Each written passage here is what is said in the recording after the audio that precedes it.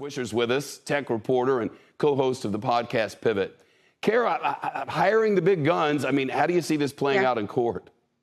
Well, I hope they'll settle because it's going to just be a mess if they don't. I mean, tweeting memes is ridiculous. It's also inaccurate. They did let him buy Twitter. They did give him the bot information. The price went down because of the stock market. That's really, for all this circus around it, it's essentially a contract case. And Twitter's got a pretty good contract. And Delaware courts really like pretty good contracts. And so he can joke all he wants, but he's going to deal with a judge that doesn't find it so funny, I suspect. And so, whatever. I don't think there's a case for I'm taking your ball and going home. I'm not a lawyer, but, I'm pretty sure there's not. Yeah. Twitter's former CEO, Jack Dorsey, endorsed this thing 3 months ago. Mm-hmm. He did.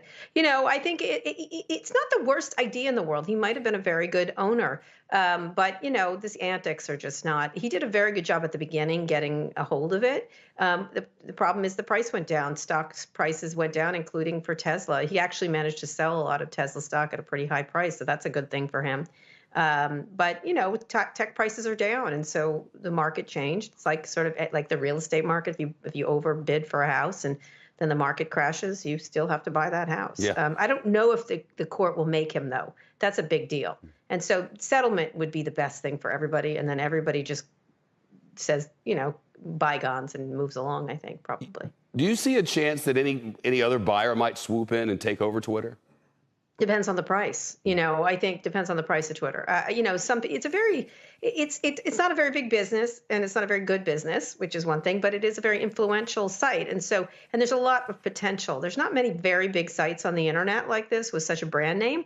And so it's valuable to someone for sure, probably a foreign buyer. And that would be difficult in this country, in this atmosphere right now. But we'll see. We'll see where the price goes. At some point, lots of people would be interested in it. Another point, not so much. Yeah. I read in Wired, employees say things are a real mess internally. How damaging is this for the staff who actually make Twitter run?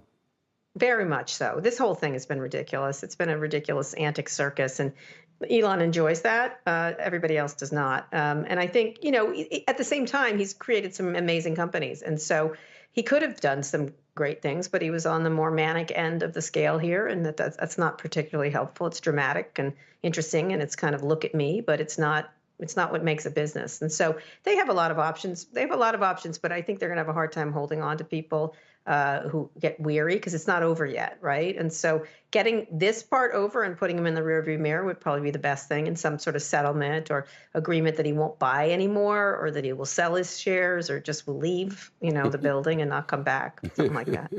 Kara Swisher, great to hear from you. Thank you.